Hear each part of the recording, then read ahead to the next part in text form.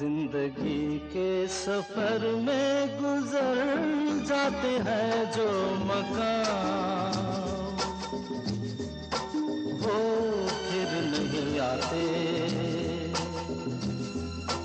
वो फिर नहीं आते। जिंदगी के सफर में गुजर जाते हैं जो मकाम, वो फिर नहीं आते, वो फिर नहीं आते।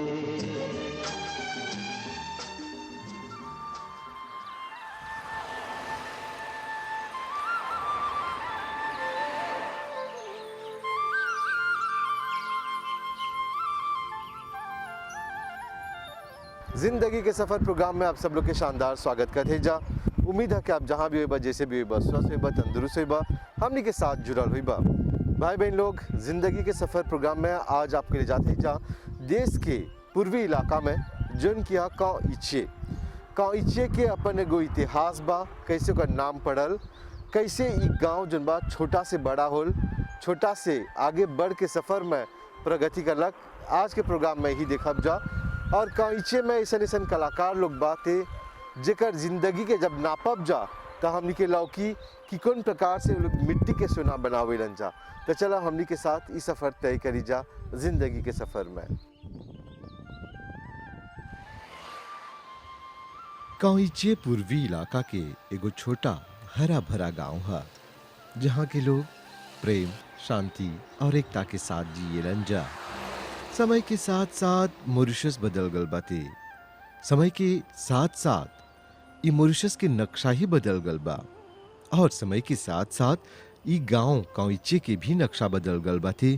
पर हैजा के हर एगो पुरान परंपरा और संस्कृति हैजा आज भी देखे के मिलेला। ई गांव प्रेरणा के गोशोत्र भी है। हैजा आज भी धरती के माँ के रूप में पूजल जाला।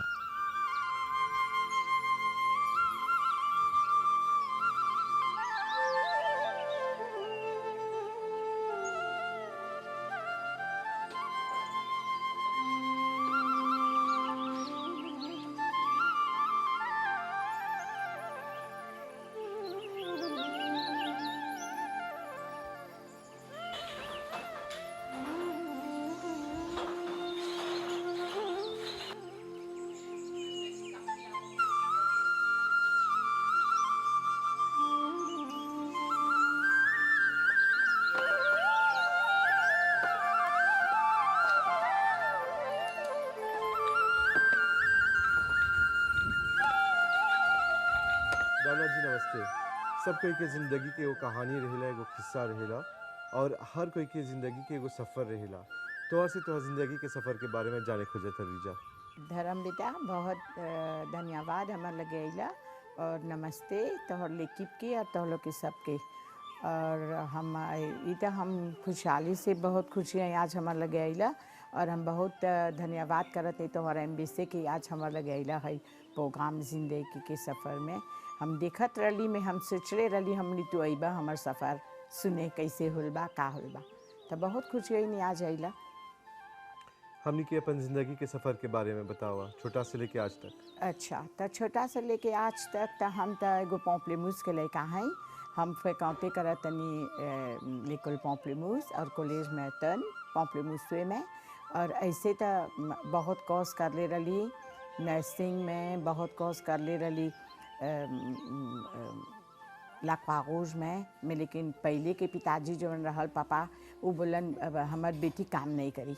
तब जैसे काम नहीं करी, जैसे हमरा जब लोपिताल खुलल हमरा देखलन, अब हम पापा हमको मजा खुशी है हम काम उम करब। तब बोलन न वो तो हुआ था क्रियोली बतियाता नहीं जा। अभी तो बहुत हम तो क्रियोली खाली बतियाता नहीं, हम तो जीतू नहीं जाना तनी भोजपुरी बतियाई। जब से इन्हीं परिवार है गांव बहुत खुश रही ना और हम भोजपुरी अभी सकब तू नहीं सकबा उससे बतियाई कैसे हम बतिया देव। हम शादी करके यहाँ आईनी धर्म तब हमके जिजविता होल हमले 30 मई 1975 में शादी कर ली। मैं पापा बोलन नहीं जितना सीखला जितना करला हमर घरे बेटी काम नहीं करी। तो हमने अच्छा काम नहीं करब कोई बात नहीं बा, लेकिन हमार विजन जौन बा, हमार मिशन जौन बा, हमार एम, हमार में जौन बा, हमार तमन्ना एक दिन पूरा होके रही। बस कि हम कोई काम भी नहीं करब तो हमरा पौसे में बा कि हम एक दिन कैसे हमार चाची लोग रहल सेनाल, तो हम लोग लगे लड़का रही सर जा तनी सर देखी से कैसे हमने के चाचा बनावन काम करवा लोग काम करे कमजर हमने बहुत खुशी होते नहीं वो सब देख देख के, तो गीत दिल गदगद हुए। लेकिन हम बोला था नहीं हमने एक दिन ना पता नहीं हमारे बाप नहीं हमारा काम करे दिलन मैं कोई बात नहीं बा, लेकिन हम जहाँ शादी होके जब एक दिन हमारा बोला था पापा शादी कर लिपैन प्रॉब्लम हम करब सदिया, लेकिन हमरा बाल बच्चा हो भी जाए लेकिन हम वो लोग के ग्रो अप करके थोड़ा बड़ा हो जाए सर, लेकिन हम है कमवा नहीं जब कोई के काम करे मैं, लेकिन हम है काम करब, हम एगो मानी गाँव से करब, हम अपन अपन परिवार में हम अपन काम करब है जाता लोग अच्छा रहलन जा परिवार अच्छा रहल। अब हम जब बैली तो ऐसा वो परिवार में शादी हो गई नहीं कि सास ससुर बहुत नीमन, देवर लोग बहुत नीमन, कैसे मामा के घर छोड़नी औसे हियाँ भी एगो परिवार मिल गल कि हम भाई बहन में बहुत खुशी रहनी। है जा तो छोकरी नहीं रहल खाली छोकरा रहल, मैं वो लोग तो हमरा बहुत खुशी रहे। हम तो ऐसा मिल मिला के सास ससुर परिवार हमार लड़का होल, हमरा जब हमार पहला बेटी होल तो हमार सास बोले नहीं एगो लड़का नहीं हमरा चाहिए, और तो हमने अच्छा कोई बात नहीं बा मामा ब्लेस सी मुप गए को एन तब बिले भी किरियोलिए बतियाते हैं मामा से, मामा के पुन करत वन कलकतिया में सीखते हैं बुद्धि में आवता हम बतियाब से भोजपुरी हमरा बहुत मन रहल सीखे के, ये हमार तमन्ना रहल। और अब हम का कर ली, हम बोली नहीं अब जब दूसरा होल ना दूगो जुमेल हो गल, तब मामा बोला नहीं 5 बरिस हो गल जुमेल के, आप तो के चाहे ला हमरा एगो बेटा हमरा वारिस चाहिए। हम बोलते हैं ऐसन कुमार जय ऐसन एगो कपार में एगो बुद्धि चलाल, जोन दिन गईनी लाकुष्मा करे तो डॉक्टर बोलता मादान दाव ना उपा पु कपा वाकुशे नॉर्मल आकुष्मा हो के रहल, दुगो बेजी नॉर्मल हो गल, बता पापू कपाव मोबिजा फैन सीएस तो उमोमा में उलेपोक में रहल doctor तोसु l'hôpital Gino, tam la bata madame pas besoin de tracas, mais aujourd'hui samedi mais ça une emergency case ben nous peut prendre demain। अब हम हिया तक वादा कर दिले हैं, एगो चाची रहल हमारा सेनाल ओके बोल देनी कानी कैसे हमार बुद्धि में चलाल, चाची सिमो गाइन गौसन चिफी मोपु दोनों चिफीला सुनला मीरा के दे देव मोपु दोनों चिफी। हाय रे भगवान यहाँ तब जबान हार गई नहीं। अब हिया तक जब लड़का होल तब बेटी तो हो गल सेट लीव एडमी और बेटा ऐसे होल धर्म इतना लंबा में मैस तो डॉक्टर बताओ कोने। अब हम नहीं जानते बेटा होल बा सेजरियन होल बा, अब तम लौंदे में जानब। अब हम बोला था अब हमला लौंदे में बता मैडम दावना ऊपर वियाल गेटू बेबे यहाँ नहीं बोला था हमरा दुगो होल बा बेटा होल बा बेटी होल बा, खाली हमरा आवाज़ आल है कि हमरा बोला था मैडम दावना उनके जोली गौसों दगो थोड़े घड़ी में धर्म एगो ऐसा शक्ति चलाल हमरा पता नहीं। आज होल बा सेजरियन जिमॉस लैजी के देजे हम बोली कोई नहीं आवासा हमरा उठावी से हम जैसे निकलाल था हम बोली कोई नहीं आवासा निक इसकी मुकापा बोन चिकन दे लो हमरा बोला डॉक्टर बोला दुनिया से दे लो लिपिडमाइन चिकन दे लो दुनिया का करनी धर्म पता नहीं वो शक्ति कहाँ से चलाल। कले अपन गोर घिसरा के बैठ गई पेट ऐसे करके बाबा बैठ गई। अब जब बैठ गई तो बोला तब वो कपार को मजा लेवे ऐसे करके करी कले करके ठहरा हो गई। हम चल गई नहीं अब लड़का देखे हौजा तक गई नहीं तो राम बोला था हमरा का बोला तो अंसा फिर स्टेशन उन गई दे उन गई गौसन चिफी हम नो मच गए हम सेल को माओ पे जमा दे जब देखा थे तो मीरा तक गाते को अब छोकरवा के नहीं देखा हो तो अंसा पास की जाना तो अंसा छोकरा हलबा ना सुंदा अब वो काशेत करके रखा तो अंसा को मजे उइना पाचिफी उन गए गौसों लूला उनाल गए जिमेल वो बहुत एगो घाव वैल्यू रहल धर्म एगो घाव वाले। अच्छा चाची हमने के बोला कि हाई कारोबार जुन बा कब शुरू करला कैसे शुरू करला? तो देखा धर्म हम जब अब लड़का हो गए अब तो सैकों के जब होल बेटा बेटी था हम बोली अब हमने बैसी हम बोली हमार जोन विजन रहल लड़का तो परिवार देखा था परिवार तो बहुत अच्छा लड़कन तो ग्रोथ होता 12 होता वन सब लोग।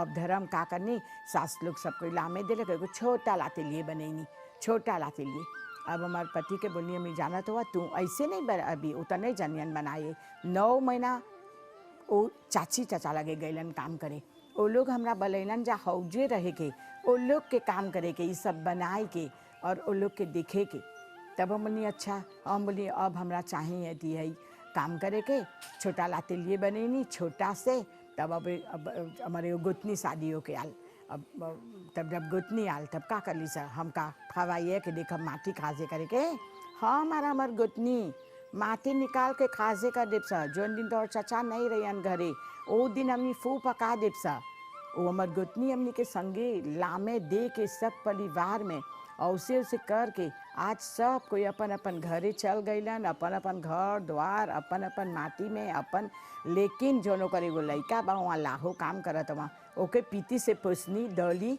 देशिता ओके पोसनी हिये बराबर हिये शादी बल वो हैजे काम करेला ओके एगो बेटा भी हो गल मैं बहुत अच्छा परिवार सुखी परिवार जिंदगी के सफर में एगो ऐसन घटना घटल हुई हाँ। जिनकी कब्बू नहीं सकबा भुलाई। हाँ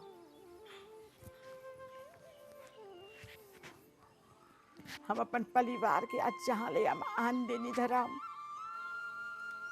अभी हमरा कुछ के सागा नहीं बा मैं हमर में गो वजह हम अपने आप पर सोची ना लेकिन हम ऐसा एगो माँ हैं हम ऐसा एगो नारी हैं हम अपन पैर पर ठाड़ा होके हम आज अपन लौट के प्रीज के बचैनी बहुत दुख संकट से। अच्छा चाचा हमके ई बतावा कि जन महिला लोग इस समय तोरा देखत हन जा जनता लोग देखत हन जा काहे कि तोहर जन जिंदगी के सफर रहल उतना आसान सफर नहीं रहल मिट्टी से आज तू सोना बन के निकल हुआ महिला लोग के कौन संदेश देबा?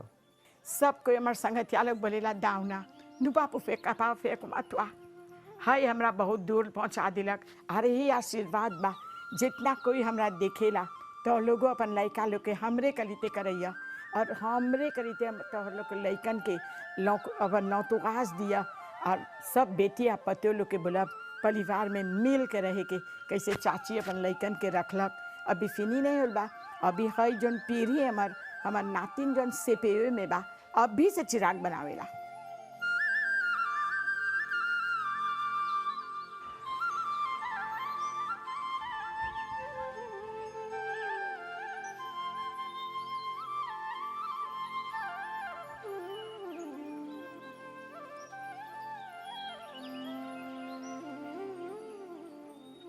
नमस्ते चाचा, कैसे हाल चाल? अच्छा तो और समाचार सब चला था?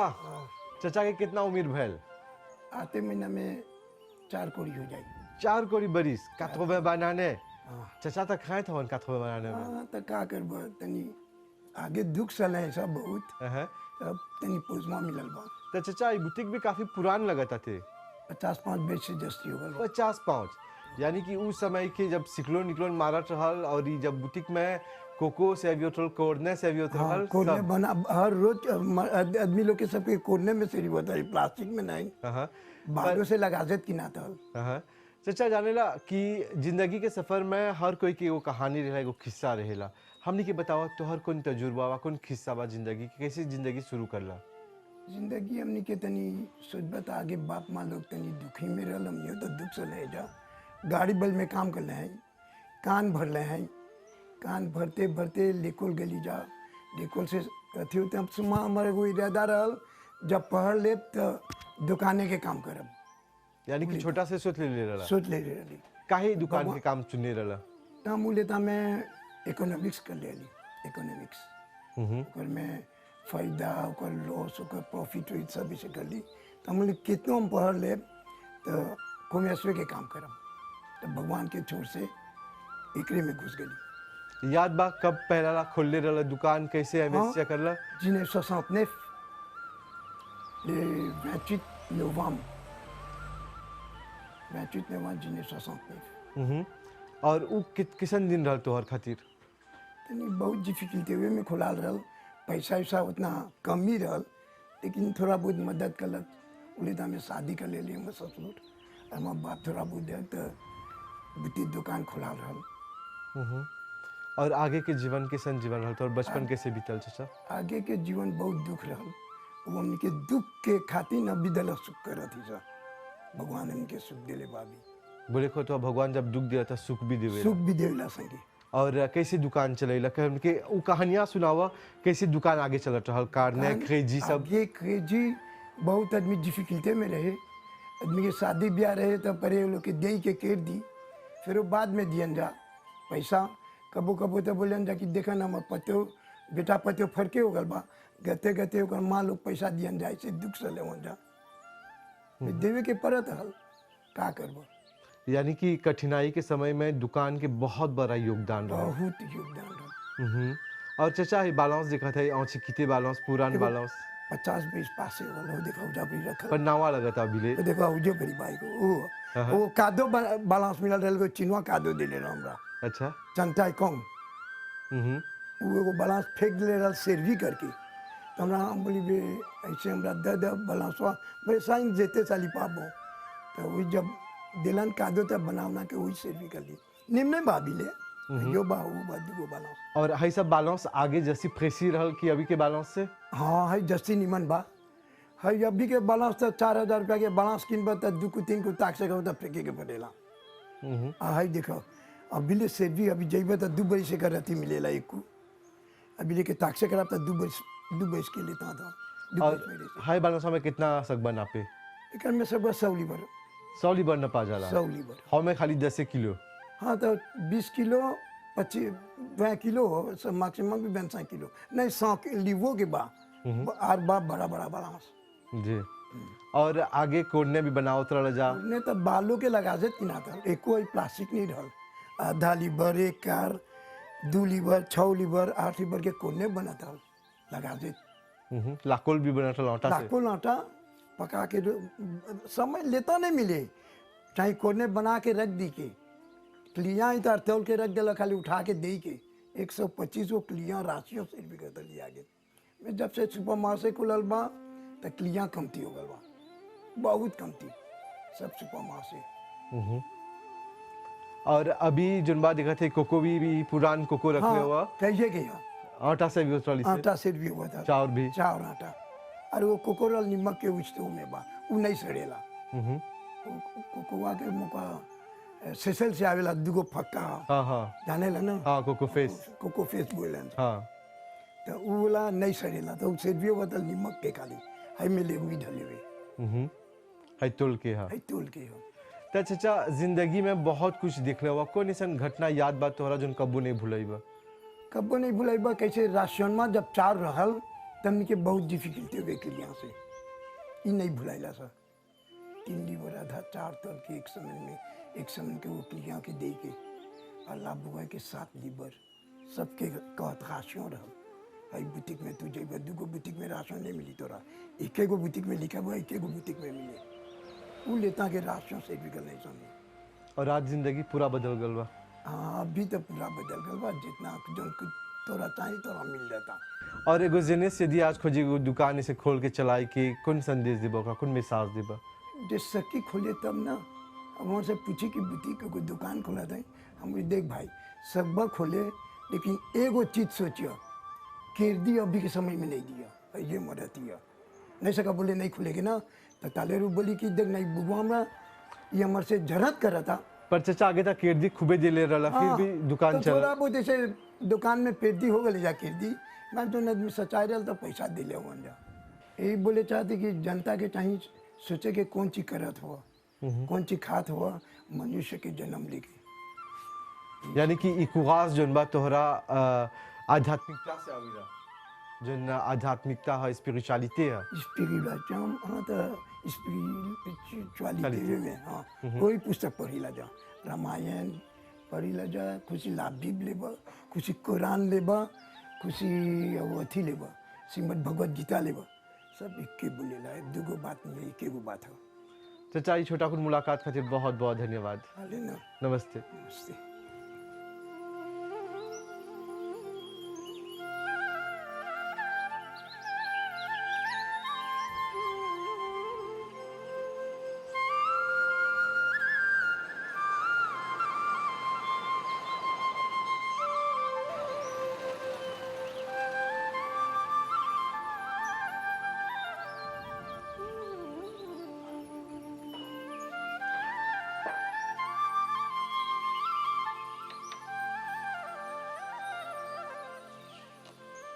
वैसे भैया नमस्ते। कैसे हाल चाल? अच्छा कौन चुआ था?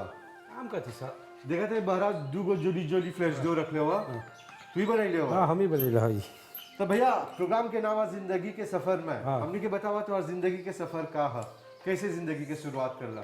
शुरू से आज तक जैसे लेकोल छोली सा है में हिली सा, अब है में रगली से जब है सब कमा पड़ता करे के। कैसे बेचारा रही कमा करे के? हाँ फिर है में तेरे से रली हेले के कुमाजे जस्ती कोई 2 महीना करे कमा कुमाजे आगे ये सब बथन में कुमाजे तेरे से हो गई मैं ही में रह गई। अच्छा तेरे से होई खातिर कहूं पर देख लो बा कमा कैसे देख सीखेगा लातलिए में, लातलिए में सीख ली है तो वही जब सीख के इधर करते से कमवा। अच्छा कैसे शुरुआत करला? जब हम अभी फिक्स शुरुआत कर लिया एगो 1 महीना हुआ था। हम आगे भी आगे अभी तक काम कर पार्ट टाइम के जे है कम ऑर्गेनाइज कर रहा है करे के। ता हाई कमा करले करले भैया देखते जिस पागे थोड़े जाता थे ढेर कोई कमा नहीं करता। अब देखब तो लकड़ी के वालिया जस्ती हो गल अब एल्यूमिनियम से एगो लेपो गिर गल हल, अब लकड़ी के काम जस्ती वालिया हुआ था। और लकड़ी के काम किसन काम है? लकड़ी के काम किसन 500 बहुत 500 मांगेला, बहुत 500 मांगेला काम वही खातिर में नीचे ढेर जिस पागे हो गल। आज कुछ बनावे रजा हमें जितना काम कोमान मिलेला कोमान के काम करे सला पोट लो मो ली है सब कमोन करीला सर जितना मजे को तो जीवा है सब कम ही करीला सब। तो अभी देखा था एक दूगो जोड़ी जोड़ी फ्रेश दो रख हुआ, एक दाम कितना ले होई? हाँ एगो वैनसाक मिल है एगो लापोटवा एक याद के है एगो लापोटवा एगो वैनसाक मिल ले जाला। और क्लियर खोजेला? हाँ क्लियर प्ले बाई के ऐसा काम उनके क्लियर प्ले बा। और क्लियर कुछ खोजेलन जांच कर लकड़ी में? लकड़ी के वहाँ जस्ती जुलिया जस्ती आशीर्वा हो कैसे वो घरों में आदमी लोग ढेर कोई ऐसे सब लकड़ी से वहाँ जस्ती एल्यूमिनियम पर जो उतना अथी नहीं कर सा हम जैसा एल्यूमिनियमो करीला उतना नहीं माजा जस्ती ऐसे से लकड़ी से। और लकड़ी परफ्यूम जो ला घर में? हाँ लकड़ी के परफ्यूम ये ला घर में अच्छे में हलवा घर में एगो में बरेला लकड़ी के एगो दूसर आशीर्वा हो आदमी ने एगो आगे आदमी देख वाजे गल हल बेबे ढेर लकड़ी खात हल माजे अभी ले खाता का ना। हाँ तो और प्लाइड अब अच्छे गल बा अभी अब बा प्लाइड मालेजिया वो सब बेबे नहीं खाला तेरे का बा में लगे प्लाइड मालेजिया। जी जी हाँ जिफेरोस हाँ ढेर जिफेरोस है प्री में से मैं जिफेरोस है डुप्ले है। भैया तू मैनेजर होला के नाते व्यक्ति के घर में कौया हो गल होई जेकर में खाते तो का चाहिए करे के? वो तनी जो बेबे तो गल सब बात जिमिनिया करे बेबे तो कैसे बन मिक्सिंग कागाते सब डाल के सब बात जिमिनिया कर दे सब जाना बेबे तो प्लाइड में भीतरे है सकी को सेक्सिस मुआक मजे को डेजर्ट खाजो दविया डटे दे बा तब बेबे तो सकी जिस पाकेट हो जाए सब भीतरे भीतरे गत्ते गत्ते खाइबे करी। तो लकड़ियों होंडर कमती मिला था अब जबरदस्त लकड़ी मिला था।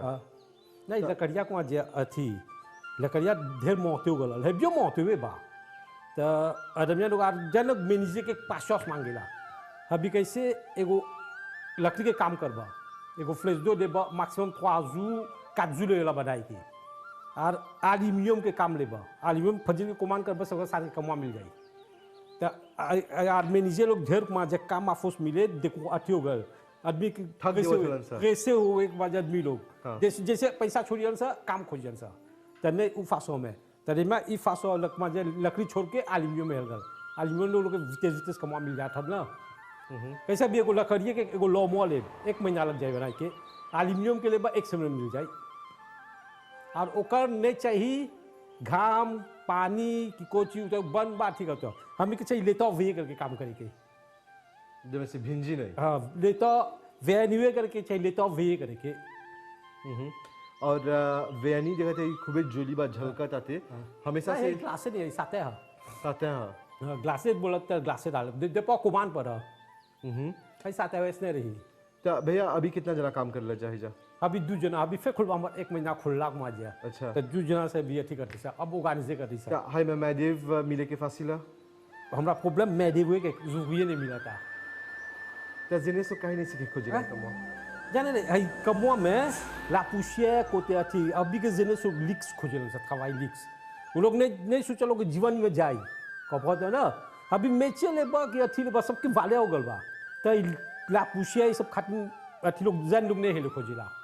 और पुता आगे तो अच्छी रहल भैया कैसे बोल जला लासा आगे अभी ग्लासा से अभी तो सब मशीन बा। हां अभी हम लातलिए ऑर्गेनाइजे कर दे सकबा कॉस्ट्यूम डाल के काम करे जो सब इक्विपमेंट हो गल बा सकबा औसन अथी करे के सम अब ऐसन लास्ट में का देबो ऑर्गेनाइजे कर सिरा बा कबो दे ना एक एस्पेराते उ सब ह अथी कर देबा तनको ला पुछे नहीं समझने सो काहे नहीं खोजल सही कि मैं और अभी अंत में कौन मिसाल दे बजन लोग के जे खुद जन से कमवा कर देखे हम तो बोलब जन लोग के हेले के कमवा में भाई वो कमवा में नेपोट कोनो मेचे में है अभी लाविनिया बा नेपोट कोनो मेचे में दल जेबा लाविनिया बा भी तो जन लोग नहीं इसकी होता अर्जुन भैया तोर संगे काम करत हन उ के हतोर है हमरे संगे काम का था हम आज संगे काम करे हां संगे काम केला सर और उ भी सिखले बा तोरे संगे हां संगे सिखे बा संगे तो भैया बहुत बहुत धन्यवाद आले। ये का मुलाकात खातिर नमस्ते नमस्ते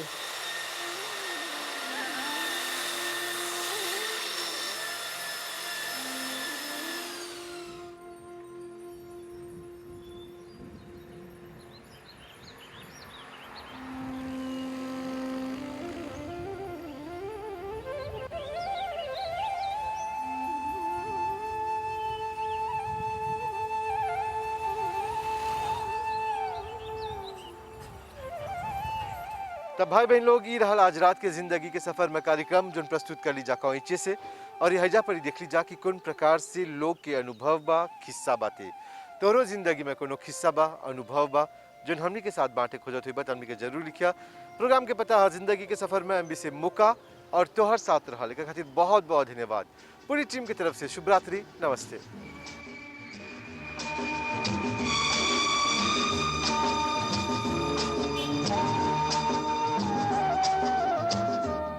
जिंदगी के सफर में गुजर जाते हैं जो मकाम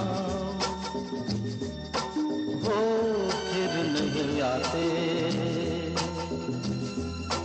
वो फिर नहीं आते जिंदगी के सफर में गुजर जाते हैं जो मकाम वो फिर नहीं आते